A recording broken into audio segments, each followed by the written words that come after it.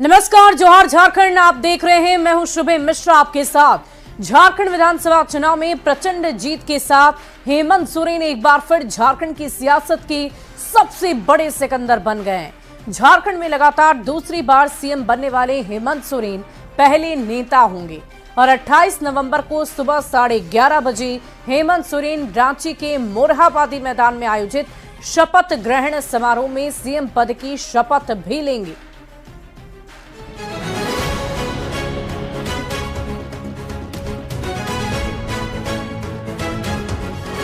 सरकार से इस्तीफा देते हुए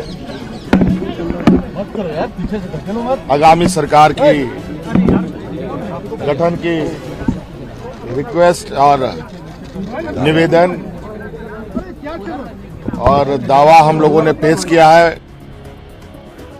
झारखंड में नई सरकार बनाने की कवायद शुरू हो गई है।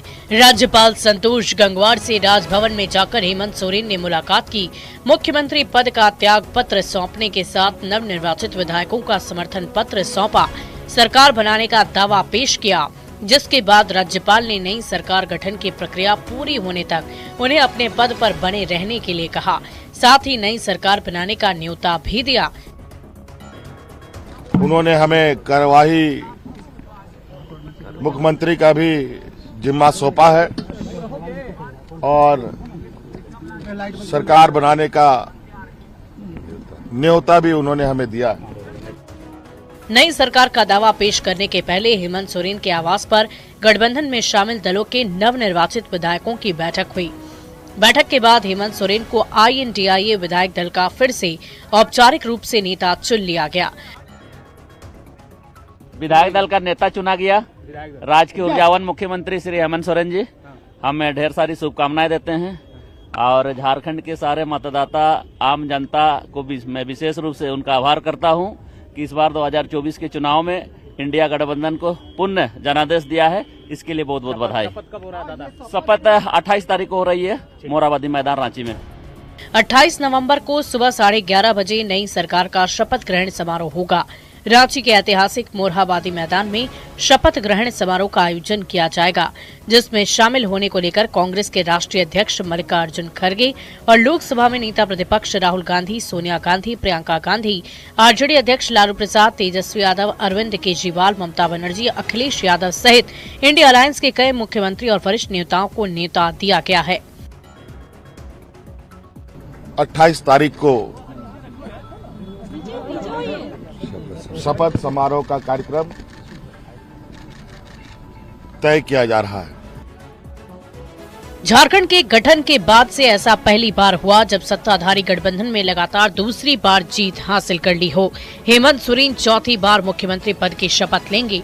साथ ही झारखंड में लगातार दूसरी बार सीएम बनने वाले हेमंत सोरेन पहले नेता भी बनेंगे। न्यूज़ 18 के लिए रांची से ओम प्रकाश और अविनाश कुमार की रिपोर्ट। वहीं शपथ ग्रहण समारोह को ऐतिहासिक बनाने की तैयारियां चल रही है। समारोह में शामिल होने को लेकर कांग्रेस के राष्ट्रीय अध्यक्ष मल्लिकार्जुन खड़गे और लोकसभा में नेता प्रतिपक्ष राहुल गांधी, सोनिया गांधी, प्रियंका गांधी, आरजेडी अध्यक्ष लालू प्रसाद, तेजस्वी यादव, अरविंद केजरीवाल, इसके साथ साथ ममता बनर्जी, अखिलेश यादव सहित इंडिया अलायंस के कई मुख्यमंत्री और वरिष्ठ नेताओं को न्योता दिया गया है। तो देखिए, लालू प्रसाद यादव भी वहां पर पहुंचेंगे और इस समारोह को और भी ज्यादा ऐतिहासिक बनाने की पूरी कवायद चल रही है। मोरहाबादी मैदान में बड़े से क्षेत्र में इस कार्यक्रम का आयोजन किया जाएगा। शपथ ग्रहण समारोह, जहां दूसरी दफा मुख्यमंत्री के तौर पर हेमंत सोरेन शपथ लेते हुए नजर आएंगे। तो सूत्रों के हवाले से एक बड़ी खबर का भी रुख करेंगे। हेमंत सरकार का खाका लगभग तैयार हो चुका है। हेमंत सोरेन समेत जेएमएम कोटे से 6 मंत्री बनाए जाएंगे। कांग्रेस कोटे से 4 और आरजेडी कोटे से 1 मंत्री बनेंगे। आरजेडी की ओर से सुरेश पासवान होंगे मंत्री पद के उम्मीदवार। हेमंत सोरेन कैबिनेट में इस बार 7 नए चेहरे शामिल होंगे। हेमंत सोरेन कैबिनेट में सभी 5 प्रमंडल की भागीदारी पर नजर रखी जाएगी।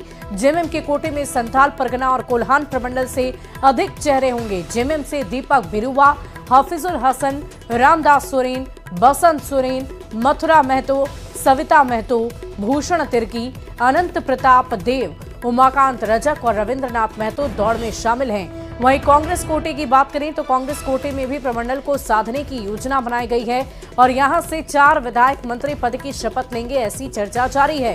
कांग्रेस के अंदर 2 नए चेहरों को जगह दी जा सकती है, उन्हें तरजीह दी जा सकती है। कांग्रेस से इरफान अंसारी, दीपिका पांडे सिंह, प्रदीप यादव, रामेश्वर उरांव, शिल्पी नेहा तिर्की, नमन विक्सल कोंगाड़ी, राधा कृष्ण किशोर, रामचंद्र सिंह, जयमंगल सिंह इस दौड़ में शामिल हैं। और इस पूरी खबर की एक जानकारी के साथ न्यूज 18 संवाददाता रांची से अविनाश कुमार हमारे साथ फोन लाइन पर हैं। अविनाश, बहुत सारे नामों की चर्चा की जा रही है, किस आधार पर इन नामों का चयन किया गया है? इनमें से कौन कौन से मंत्री पद का शपथ ले सकते हैं, कोई जानकारी आपके पास? देखिए, अभी 28 नवंबर को शपथ ग्रहण होना है और आज जैसे ही राजभवन में समर्थन पत्र दिया गया, दावा पेश किया गया, उसके बाद से दोनों ही दलों के अंदर हम ये कह सकते हैं कि एक्सरसाइज शुरू हो गई है कि वो कौन नाम हो सकते हैं, कौन कौन, चाहे वो प्रमंडल के लिहाज से भी बात कर लें, जातीय समीकरण के लिहाज से बात कर लें, सामाजिक समीकरण के लिहाज से बात कर लें, तो ये कुछ ऐसे नाम हैं जो अपने अपने दल में इस वक्त मंत्री पद के लिए शामिल हैं, दौड़ में शामिल हैं। और अब ये देखा जाएगा कि कौन सबसे सटीक हो सकता है। जैसा कि मैंने कुछ नामों का जो उल्लेख किया है, चाहे वो एसटी की बात कर लें, एससी की बात कर लें, ओबीसी की बात कर लें या जनरल की भी बात कर लें, तो एक वर्ग से 2-2 नाम, 3-3 नाम सामने आए हैं और उसमें से जो बेहतर होगा उसे मौका मिलेगा। लेकिन एक बात तय है कि जो झारखंड में 12 मुख्यमंत्री को लेकर जो 12 मंत्रिमंडल में जो स्थान होते हैं, उसमें से 7 नए चेहरे होंगे, ये कंफर्म है। और उसके बाद ये देखना होगा कि वो कौन कौन से चेहरे, जेएमएम से नए चेहरों को आप शामिल करने की बात कर लें, चाहे वो कांग्रेस से नए चेहरों को शामिल करने की बात कर लें, तो थोड़ा इंतजार करना होगा। अब ये लॉबिंग मंत्रिमंडल को लेकर शुरू हो गई है और यहाँ जेएमएम के अंदर तो होगी, लेकिन कांग्रेस के लिए अगर हम बात करें तो यहाँ से लेकर दिल्ली तक लॉबिंग होगी। जी, वाकई अविनाश, देखने वाली बात होगी कि जिन नामों की चर्चा हो रही है, क्या वही नाम उस दिन शपथ लेते हुए नजर आएंगे या नहीं। इस पूरी खबर पर आप लगातार नजर बना रखें। बहुत बहुत शुक्रिया आपका हमारे साथ जुड़ने के लिए। जमशेदपुर पोटका से जेएमएम के संजीव सरदार ने जीत हासिल कर ली है, वहीं जुगसलाई से जेएमएम के मंगल कालिंदी ने जीत हासिल की, जिससे समर्थकों में गजब का उत्साह देखा जा रहा है। नवनिर्वाचित विधायकों ने जीत के लिए जनता का आभार भी व्यक्त किया।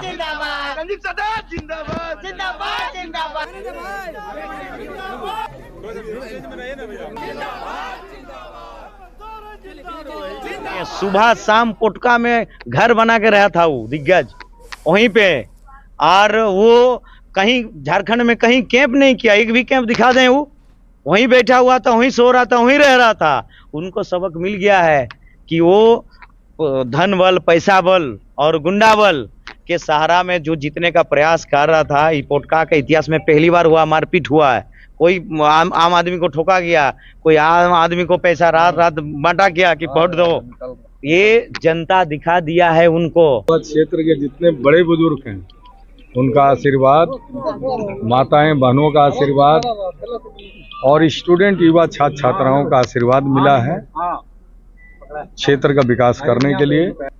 वहीं चाईबासा की जगन्नाथपुर विधानसभा से कांग्रेस विधायक सोनाराम सिंकू ने लगातार दूसरी बार जीत दर्ज कर कोड़ा दंपति की राजनीतिक किले को फतह कर दिया है। सोनाराम सिंकू ने पूर्व सांसद और बीजेपी उम्मीदवार गीता कोड़ा को 7,383 वोटों से मात दे दी है। सोनाराम सिंकू ने अपनी जीत को जनता का आशीर्वाद माना, तो गीता कोड़ा ने अपनी हार को जनता का जनादेश बताया। जो आज हमको आशीर्वाद मिला है, क्या प्राथमिकताएं होंगी आपकी? देखिए, अब तो हम लोग पहले से भी बेहतर काम करेंगे। सरकार भी काम कर रही है, हम लोग भी काम करेंगे, जनता का सेवा करेंगे। हम लोग कहीं गलती से भूल चूक हुआ है तो उसको भी हम लोग सुधार करेंगे। जो जनादेश मुझे मिला है मैं उसका सम्मान करती हूँ, और जिस स्थिति परिस्थिति में आप लोग भी जानते हैं कि सरकार ने कोई झारखंड मुक्ति मोर्चा और कांग्रेस ने कोई ऐसा यह नहीं छोड़ा लोगों को लुभाने के लिए या लोगों को डराने धमकाने के लिए। और इस परिस्थिति में भी जनता ने जो आशीर्वाद दिया, मैं उन सभी मतदाताओं का तहे दिल से उनको धन्यवाद करती हूँ जिन्होंने भी खुलकर अपना मतदान दिया, भारतीय जनता पार्टी को खुलकर अपना आशीर्वाद दिया। और कोलेबिरा विधानसभा सीट से लगातार तीसरी बार भारी बहुमत से जीत हासिल करने के बाद नमन विक्सल कोंगाड़ी ने मीसा पूजा की है और तीसरी पारी की शुरुआत करते हुए अमन जैन की दुआ मांगी।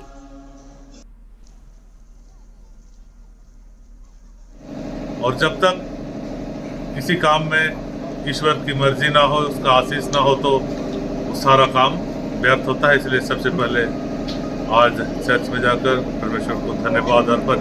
और विधानसभा चुनाव के नतीजे के बाद 4 विधायक आरजेडी कोटे से विधानसभा पहुंचने वाले हैं। विधायक दल की बैठक में देवघर से विधायक सुरेश पासवान को आरजेडी विधायक दल का नेता चुना गया है। सुरेश पासवान ने इसके लिए आरजेडी अध्यक्ष लालू प्रसाद और तेजस्वी का आभार व्यक्त किया है। साथ ही कहा है कि मुझ पर जो विश्वास जताया है इस पर मैं खड़ा उतरूंगा। है हमारे राष्ट्रीय अध्यक्ष लालू प्रसाद यादव जी, माननीय तेजस्वी प्रसाद यादव जी, जो मुझे जिम्मेवारी दी है उसको हम लोग बेखूबी से निर्वहन करेंगे। पूरे स्टेट में राष्ट्रीय जनता दल, इंडिया गठबंधन दल के साथ हम लोग बेखूबी निभाने का प्रयास करेंगे। वहीं आजसू के निर्मल महतो पहले ऐसे प्रत्याशी हैं जिन्होंने मांडू विधानसभा क्षेत्र से कांटे के मुकाबले में जीत हासिल कर ली है। निर्मल महतो ने कांग्रेस उम्मीदवार जयप्रकाश पटेल को लगभग 338 वोटों से हराते हुए जीत दर्ज की, लेकिन रिजल्ट आने के एक दिन बाद ही एक वीडियो सोशल मीडिया पर बहुत तेजी से वायरल हो रहा है। वीडियो में निर्मल महतो ने अपने मांडू विधानसभा सीट से आजसू के सुप्रीमो सुदेश महतो को चुनाव लड़वाने का ऐलान कर दिया है। सुदेश महतो, चंद्र प्रकाश चौधरी, बीजेपी आजसू के तमाम नेता और मांडू विधानसभा के एक लोगों को देता हूं, लेकिन मैं स्वेच्छा से मांडू विधानसभा को सुदेश महतो जी के लिए ये सीट छोड़ने के लिए हम तैयार हैं और सुदेश महतो जी सब मिलकर हम जल्दी रिजाइन भी देंगे और हम आग्रह करेंगे तमाम कार्यकर्ता लोग से कि चुनाव की तैयारी करें और माननीय सुदेश महतो जी को मांडू से हम लोग विधायक बनाकर विधानसभा में वहां पे सुदेश जी का गूंज जिंदाबाद सुदेश महतो जी का गूंजना चाहिए। और हेमंत बिश्व शर्मा ने सोशल मीडिया साइट एक्स पर वीडियो पोस्ट कर कहा कि झारखंड में हार मेरे लिए व्यक्तिगत रूप से बहुत दुखद है। पहले ही हमने असम में सभी 5 उपचुनाव में जीत हासिल की। मैंने झारखंड में हमारे कार्यकर्ताओं के अटूट समर्पण और अथक प्रयासों को देखा है, जिन्होंने इस चुनाव में अपना सब कुछ झोंक दिया। हमारे कार्यकर्ताओं के लिए मेरा विशेष संदेश, उनकी सुरक्षा हमारी पहली प्राथमिकता है और असम से उनका ये मित्र हमेशा उनके लिए उनके साथ खड़ा रहेगा। जब भी कोई काम में हम असफल होता हूं, वही आगे वाला दिन का सफलता का बुनियाद बन जाते हैं। मैं आज भी समझता हूं कि घुसपैठियों का जो समस्या है वो आने वाला दिन में झारखंड को बहुत ज्यादा क्षति पहुंचाने वाला है। झारखंड में खूब सारे समय बिताए, कुछ मिशन में गए थे, सफल नहीं हुए, लेकिन आप लोगों का प्यार और मोहब्बत हमेशा मेरा याद रहेगा। और असम में आप लोग जब भी आते हो, अब हमेशा आप लोग याद कीजिए कि आपका कोई दोस्त असम में है। वहीं झारखंड चुनाव में इस बार कई सीटों पर दिग्गजों को करारी हार का सामना करना पड़ा। प्रदेश में हेमंत सोरेन का ऐसा जादू चला कि बड़े से बड़े दिग्गजों का किला इस बार गिर गया। ये रिपोर्ट देखिए।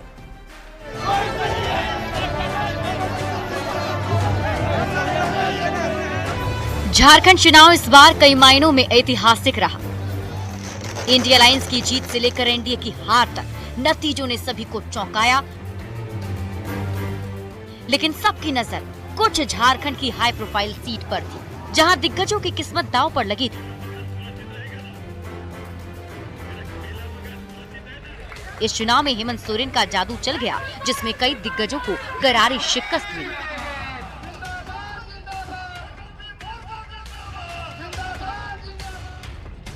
हाई प्रोफाइल सीट पर दिग्गजों को हार मिली, उसमें चंदन कियारी से बीजेपी के अमर कुमार बाउरी हार गए।